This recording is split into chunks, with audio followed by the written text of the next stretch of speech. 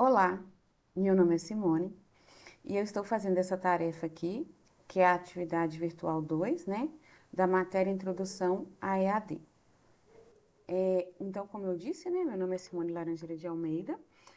Essa tarefa corresponde à matéria de Introdução à EAD e o curso que eu estou fazendo é licenciatura da computação, né, no IFTM, e o polo que eu frequento, que eu participo, é o polo de Nova Serrana. Então, foi pedido aqui para a gente falar, né, o que a gente espera do curso. Então, assim, meu objetivo com o curso é realmente aprender, buscar um enriquecimento, aprimorar as habilidades que eu já tenho, inclusive.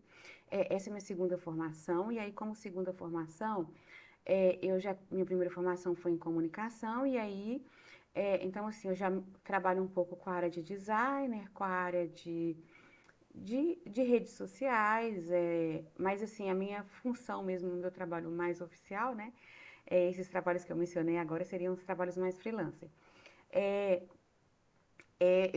trabalho na área administrativa da prefeitura, né? Então, assim, mas conjuntamente, né, eu estou sempre atuando na minha área de comunicação também. Eu trabalho numa ONG, né, como voluntária, e nessa ONG que eu consigo exercer muito mais, né, as minhas atividades da comunicação, já que no meu serviço oficial, que seria na prefeitura, é uma área um pouco mais administrativa. E aí, o que que eu espero realmente, né, com o curso aqui? Com o curso, eu quero aprender, né, essas novas habilidades, e aí futuramente, assim, eu pretendo, né, realmente, assim, se possível, entrar aí e dar aula mesmo, né, na tecnologia, ajudar outros profissionais, né, assim como eu agora, nesse momento, né, aprender um pouco mais das áreas de tecnologia e realmente, né, crescer nessa área aí. Da disciplina em si, né, como a gente faz um curso EAD, e essa disciplina chama Introdução a EAD, eu espero aprender tanto os conteúdos do curso, né, que são essenciais, né, para a gente poder ter a frequência e fazer bem, né, tanto as atividades assim, mas eu espero aprender também com esse curso, porque o mundo hoje, então, principalmente o mundo da tecnologia, ele trabalha muito mais com o virtual, assim, muito com o virtual, né, muito com a parte tecnológica.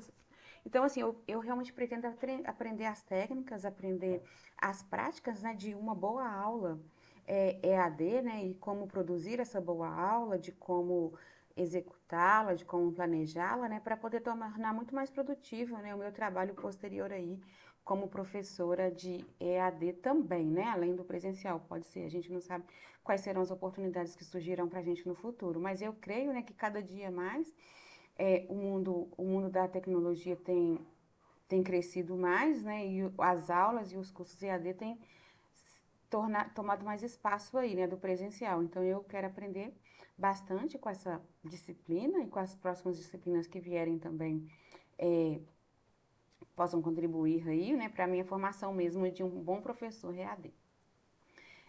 Então, assim, né? O que que nos foi pedido? Para a gente falar as características, né? São várias as regras, né, da nossa faculdade, do nosso curso e começando então, né, pelas características do estudante de AD. Então, o que que o estudante de AD precisa? Ele precisa ser independente, né, nos seus estudos. Então, assim, o curso realmente orienta, né, que esse aluno estude pelo menos 4 horas por dia.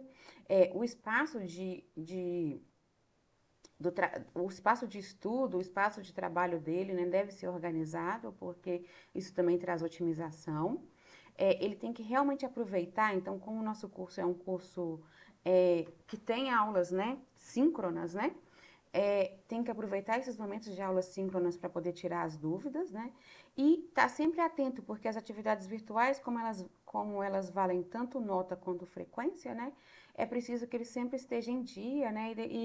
E tenha realmente compromisso e determinação, né? Para poder estar com as tarefas todas em dia. Continuando aqui, então, nas características do estudante de EAD. O ambiente virtual que o IFTM disponibiliza para a gente é o AVA, né? A sala de aula seria o Moodle, né? É o Moodle, mas é um Moodle com endereço de AVA, né? Então, assim, cada, cada instituição aí, né, federal, elas adequam, né, o Moodle, né, para as necessidades dela. E, assim, nós utilizamos o AVA. O IFTM também, né, disponibiliza tutores presenciais, né, que a gente os encontra nos nossos encontros presenciais, né, que são previamente agendados aí. E o aluno, né, de EAD também, ele deve cumprir todos os prazos das atividades, né? É muito importante isso aí. E às vezes algumas pessoas se confundem também, porque acham que estudar EAD é uma coisa fácil, né? Mas não é.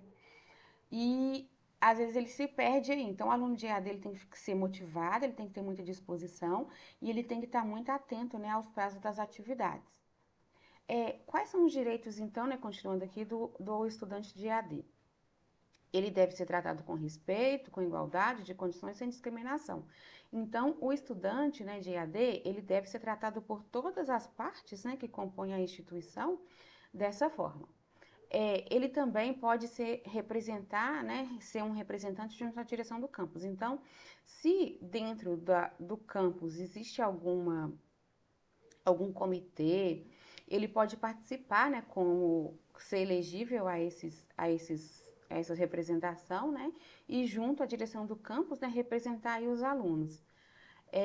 Ele também pode apresentar sugestões aí, então ele pode usar, né, a gente tem os canais aí de comunicação com o IFTM, né, a gente vai falar um pouco mais disso mais para frente, ele pode apresentar sugestões e também é o direito dele conhecer o regulamento didático e pedagógico da organização. Então, aí seriam aquelas leis, né, aquele regimento que compõe, né, o IFTM mesmo. Então, é direito do estudante de EAD também, né, conhecer esse regulamento didático. E um outro ponto também, que às vezes até fica um pouco mais difícil para o aluno de EAD, mas se ele tiver essa oportunidade, inclusive se ele tiver a oportunidade de um dia visitar o campus, ele pode fazê-lo, né? Então, assim, ele tem direito de frequentar tanto a biblioteca quanto as demais instalações do campus.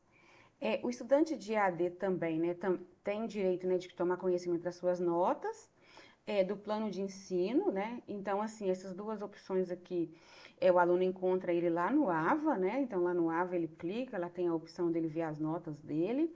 Lá também o professor disponibiliza o plano de ensino, né? Um dos primeiros links lá que tem toda na introdução do curso, né, de todas as matérias, inclusive, tem o plano de ensino que o professor elabora. É, ele também, né, tem o direito de requerer, né, então, se ele quiser conhecer mais a fundo, ele pode requerer os regulamentos da instituição. Ele pode também concorrer a programas de assistência, então, vamos dizer assim que esse aluno, ele tem uma necessidade social aí às vezes ele tem uma dificuldade financeira e essa dificuldade financeira atrapalha ele, né, a participar das aulas aí, digamos, talvez aí comparecer nos polos, então, assim, ele pode concorrer, né, a programas de assistência aí. Os alunos também do presencial também tem essa opção também, né, de concorrer a esses programas. Então, né, o estudante de EAD também tem direito, né, de participar da representação estudantil. Então, se existir algum comitê, alguma organização dentro do IFTM, esse estudante também pode participar, mesmo ele sendo um aluno de EAD. E ele também tem aí talvez a obrigação, né, e também o direito, né, de participar de eleitor, né, para a escolha do reitor e o diretor do campus. Juntamente, né, com os direitos do estudante, né, ele também tem os deveres, né? Então, quais são os deveres do estudante de EAD? Ele tem o direito de contribuir com atos e atitudes adequadas, então, da mesma forma que ele não vai ser tratado com discriminação, preconceitos ou ser tratado mal dentro das instituições ou dentro tanto da instituição física quanto da instituição virtual ali, ele também, né, tem que contribuir com atos e atitudes adequadas, né? Então ele tem que respeitar todos os colegas, né? Ele tem que, e aí no caso todos os colegas, não só todos os colegas, mas também os professores e todos que fazem parte ali da instituição. Ele não pode incitar os colegas, né, a fazer algum tipo de prática, né, que vai contra, né, o regimento, o regulamento do IFTM. Ele tem que zelar pela conservação das instalações, então aqui o aluno de EAD ele tem a menos possibilidade, mas ele pode também frequentar, né, igual como a gente já mencionou antes nos direitos dos alunos de EAD, se ele quiser frequentar a biblioteca, ele pode, se ele quiser participar das outras atividades do campus também, ele pode. Então, quando ele estiver presente, né, no polo, ele tem que zelar pela conservação das instalações. Ele tem que realizar as atividades dele, né, com assiduidade, então, que a gente já falou lá, que são os compromissos, né, nos direitos lá, os compromissos do aluno de EAD. e ele tem que cumprir as determinações e os horários da instituição. Então, no nosso caso aqui, existem os horários que a gente vai ao polo, então a gente tem que ficar bem atento, porque a gente tem que cumprir esses horários e frequentar, né, com assiduidade, assim, esses horários. E também, né, a gente pode levar isso aqui também para a questão aí de cumprir as nossas tarefas também com assiduidade. Continuando aqui os deveres do estudante, né? Então, assim, como a gente mencionou antes no tópico anterior, ele tem que cumprir os horários da instituição. Esse aqui também vale muito, né, para os alunos de presencial, porque como eles têm aulas em certos horários, né, pré-definidos, né, então o aluno de AD, ele tem a opção ali de assistir a aula, né, síncrona, né, mas se ele não quiser, ele pode também assistir depois a síncrona. Mas o aluno presencial, ele tem que cumprir os horários lá, então se ele tem que chegar em um determinado horário e a aula acaba em determinado horário, ele tem que chegar e participar no horário que é o horário correto, né, da atividade em si. O aluno também tem direito, né, a participar das anualidades e atividades do Instituto, então aqui também tanto o aluno presencial quanto o aluno EAD tem essa oportunidade. E uma outra coisa também que é dever, né, do estudante, né, de EAD ter, né, ter tanto o EAD quanto o presencial, é o material didático necessário. Então, no nosso caso aqui, do EAD, foi nos exigido que a gente tivesse um computador, né, podia ser tanto desktop quanto notebook, mas que esse computador fosse um computador, né? Assim, não precisa ser um computador super mega top, mas esse computador tem que ter uma certa configuração para poder atender realmente as demandas, né? Que serão necessárias para o nosso curso. Uma outra coisa também que é muito importante como dever dos alunos de estudantes de AD, é obedecer os prazos de entrega de documentação. Então, assim, isso é muito importante, o aluno tem que sempre estar atento a isso. E se ele for convocado para participar de alguma reunião, então, por exemplo, se esse aluno participar de algum colegiado, ele tenha o dever, né, de realmente comparecer nessas reuniões. Continuando, né, o estudante de EAD, ele tem 5 pontos de apoio aí. E a gente vai falar de cada um ponto de apoio desses aqui. O primeiro ponto de apoio, né, é o professor. Então, o professor tem o dever, né, de elaborar o plano de ensino. É responsabilidade dele também elaborar as aulas, disponibilizar o material para os alunos, né? E é ele também que corrige e lança as notas no AVA, e ele apoia os tutores, né? E ele acompanha as dúvidas e as discussões nos fóruns. Então, ele tanto disponibiliza, né, as dúvidas ali nos fóruns, quanto também, se algum aluno colocar alguma dúvida ali no fórum, ele também responde a essas dúvidas. O outro ponto de apoio, né, muito importante para o estudante de AD é o coordenador do curso. Então, o que o coordenador do curso faz, né? Quais seriam os deveres do coordenador do curso? Ele gerencia e coordena o curso de uma forma geral, né? Ele também é ele que está ali sempre presente tanto com os professores, né, para poder organizar o curso mesmo, para que tudo caminhe, né, dentro da possibilidade dos professores, mas também dentro do cronograma ali que o curso tem, então é ele que elabora esse cronograma também. É ele que analisa e emite os pareceres, então às vezes quando os alunos têm alguma necessidade, os alunos vão requerer, né, algum pedido, e é o coordenador do curso que vai analisar e elaborar esse parecer, favorável ou desfavorável, né?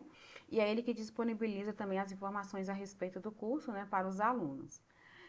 O outro grande ponto de apoio, onde o aluno está sempre presente, né? Está sempre, onde o aluno tem sempre essa pessoa presente, né? Então, assim, porque é o tutor. Então, quais são os deveres aí do tutor? O tutor, ele tem essa relação direta com o aluno. Então, se o aluno tem alguma dúvida, e que não seja uma dúvida que deva ser levada aí, né, para o coordenador do curso, ele pode levar essa dúvida para o tutor. Então, às vezes, é uma dúvida a respeito de uma atividade. Então, o aluno, ele tem essa relação direta mesmo, né, com o tutor, então o tutor pode responder a esse aluno. Nos polos também, quem organiza os encontros presenciais são os tutores, né? Então, os tutores que estão ali junto com a gente organizando. É ele também que passa ali nos momentos dos encontros presenciais as listas de presença. E nos momentos online, nos grupos, nos fóruns, né, a gente também pode estar conversando aí com o tutor. Então, tanto nos grupos agora, né, nos grupos de WhatsApp, quanto lá no grupo mesmo, dentro do AVA, né, a gente tem essa possibilidade de conversar diretamente com o tutor e o tutor tira as nossas dúvidas mais rapidamente, né. E o tutor também, né, como a gente já mencionou antes, já que ele organiza as atividades presenciais do polo, ele também é responsável, né, por aplicar, né, as atividades, né, quando a gente estiver lá no encontro presencial. Um outro ponto de apoio que o estudante tem é o coordenador do polo. Então, o meu polo, por exemplo, é o polo de Nova Serrana. Lá no polo de Nova Serrana, lá tem o coordenador, né, lá tem toda uma equipe, né, e dentro dessa equipe de apoio, né, tem o coordenador de polo. Então, o coordenador de polo, quais são os deveres dele? Ele orienta e recebe solicitações e documentações. Então, por exemplo, se a gente precisa de entregar alguma coisa no IFTM, como a gente não vai na sede, né? Então a gente precisa realmente tanto pegar as informações, a gente pode pegar as informações com esse coordenador do polo, né? Então ele pode tanto orientar a gente sobre as documentações, como ele também recebe, né, as solicitações, as documentações físicas nossas, que a gente, né, não puder acompanhar diretamente pela plataforma virtual. Ele também acompanha o andamento da vida acadêmica do estudante, então o coordenador do polo, né, tem também esse dever, e ele também é um articulador, né, entre o aluno e o IFTM, né, assim, então, como o tutor, né, ele também faz esse papel de articulador. Ele apoia também, organiza, gerencia, né, e supervisiona as atividades do polo. Então, ele apoia tanto os estudantes aí, né, quanto o tutor, né, do curso aí, nas atividades presenciais. O outro, né, ponto de apoio do estudante de EAD é o orientador de estágio. O orientador de estágio, nesse primeiro momento aqui, nós estamos no primeiro período, a gente ainda não tem o contato diretamente com ele, mas foi nos disponibilizado que se a gente tiver alguma dúvida, a gente pode já, inclusive, encaminhar. Então, quais são, né, os deveres, né, quais são as funções aí do orientador de estágio? Então, o orientador de estágio, ele apoia e organiza o desenvolvimento do estágio obrigatório, né? O estágio obrigatório, no nosso caso, é a partir do quarto período. Ele também articula entre o aluno, né, e o IFTM sobre as questões de estágio, então, assim como o tutor e o coordenador de polo, então, em relação às questões de estágio, quem faz essa articulação é o orientador de estágio, então ele vai responder também as nossas dúvidas aí, no caso também, as dúvidas relacionadas a estágio, e ele faz a leitura, a correção e as sugestões dos nossos relatórios de estágio, né? Então, assim, é muito importante também a função aí, né, do orientador de estágio. Um outro ponto também muito importante, né, quem pode solicitar, né, a segunda chamada, né? Então, por exemplo, se a pessoa não pôde comparecer no dia, né, da atividade presencial no polo, quem é que pode solicitar? Então, o estudante pode solicitar isso, né, pelos casos previstos na lei. O requerimento ele tem que entregar na secretaria do polo, né? E o prazo, né, são 7 dias úteis para ele protocolar esse requerimento. Então, o mais importante, né, que o aluno busque sempre estar presente, mas se por algum motivo, né? Então, assim, alguns casos previstos na lei, morte de algum familiar, também, às vezes, esse estudante, né, teve algum problema que ele passou por atestado, um afastamento, e ele não pode participar do encontro presencial, ele tem essa opção aí, né, e ele tem até 7 dias úteis para protocolar esse requerimento, né, junto ao polo. Se o estudante, por algum motivo também, não puder dar continuidade, né, ao curso, né, e também se esse estudante não cumprir, né, os deveres dele, né, então, assim, ele pode ter o cancelamento da matrícula dele. Então, por exemplo, se o estudante, por algum motivo, ele não puder continuar o curso, ele pode, mediante requerimento, né, pedir, né, o cancelamento da matrícula dele. Um outro ponto também, quando o estudante conclui o curso, né, a matrícula dele automaticamente também é cancelada. Se por acaso, dentro, né, de quando o estudante ele foi prestar e enviar a documentação dele para requerer a matrícula, ele apresentou alguma documentação falsa, então esse estudante também pode ter cancelado a matrícula dele. Um outro ponto também que o estudante pode ter a matrícula dele cancelada é se ele for desidente. Então, se ele não comparecer aos encontros presenciais, aí dentro das normas que o próprio FTM já nos passou, esse aluno também pode ter o cancelamento da matrícula dele. E se ele cometer alguma irregularidade ou infração, esse aluno pode também ter isso. É lógico que essa irregularidade, essa infração vai ser avaliada, analisada, né, pela direção do curso, pela coordenação do curso, mas se vê que realmente, né, esse aluno é culpado, né, de cometer essa irregularidade e essa infração, ele realmente pode ter a matrícula dele cancelada também, né? E se o estudante mudar, por exemplo, de ciclo aí? Então, o estudante estava no primeiro período e ele cumpriu todas as tarefas do primeiro período, e aí agora ele precisa ele vai para o segundo período, né, que seria o nosso próximo passo aí para o ano de 2024. Esse estudante tem que efetivar a rematrícula dele. Então, não é automática a rematrícula. O estudante, né, de EAD também precisa efetivar a rematrícula dele. Então, agora para o segundo período, no nosso caso, a gente agora está no primeiro período, para o próximo período ele tem que efetivar essa rematrícula dele. Pode haver também, né, o desligamento do estudante, né, do curso em si. Se ele não conseguir cumprir, né, o curso no prazo por lei, então, por exemplo, o nosso curso, ele tem 8 períodos aí, né, então 4 anos, 8 períodos. Se por acaso ele não tiver alguma dificuldade e não conseguir cumprir dentro desses 4 anos, ele ainda tem um prazo, né, de extensão aí, mas se dentro desse prazo de extensão ele ainda não conseguir concluir esse curso, né, se a prorrogação aí for concedida a ele, e ele ainda não conseguir cumprir, ele será considerado um aluno desistente, né, e aí ele perderá, né, a vaga no curso, a matrícula dele também será cancelada. Se E um dos motivos assim, né, do aluno ser considerado desistente é se ele não frequentar o primeiro encontro presencial e não justificar, né, nos casos lá dentro da lei que a gente já mencionou antes. Então, se ele não frequentar, aí no caso, né, o aluno de EAD mesmo, o primeiro encontro e não tiver uma justificativa, não fizer o requerimento, né, de justificativa, ele terá a matrícula dele será desligado, né, do curso. O aluno, então, no caso, o aluno, né, dos cursos técnicos aí, se ele não frequentar, então, o primeiro e o segundo encontro presenciais, ele também será desligado, né, como estudante. E se o aluno, né, aí no caso o EAD, aí, não acessar o ambiente virtual de aprendizagem nos primeiros 10 dias letivos, ele também será considerado um aluno, né, desistente e terá também, né, o desligamento como estudante do IFTM.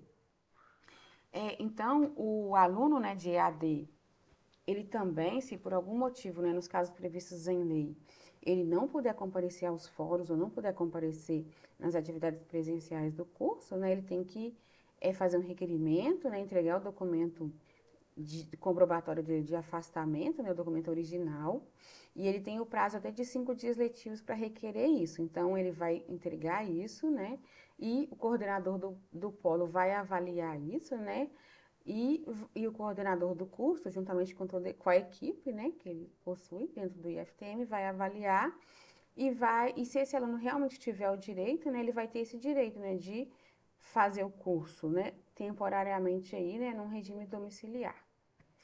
Muito obrigada. Então, essa foi a atividade, né, de EAD.